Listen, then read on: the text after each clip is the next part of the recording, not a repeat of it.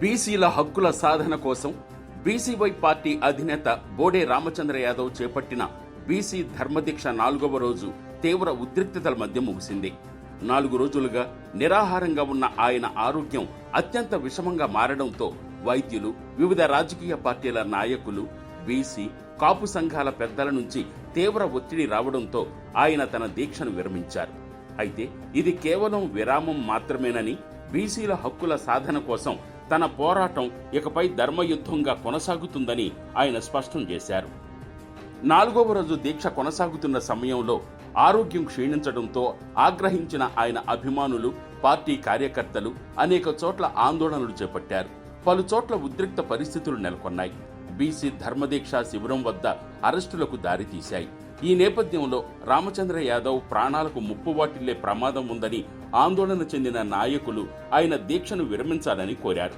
వారి విజ్ఞప్తిని మన్నించి భవిష్యత్తు పోరాటాన్ని మరింత ఉధృతం చేసే లక్ష్యంతో ఆయన దీక్షను విరమిస్తున్నట్లు ప్రకటించారు. రామచంద్ర యాదవ్ దీక్షకు ఆంధ్రప్రదేశ్, తెలంగాణ రాష్ట్రాల నుంచి మద్దతు వెల్లువెత్తింది.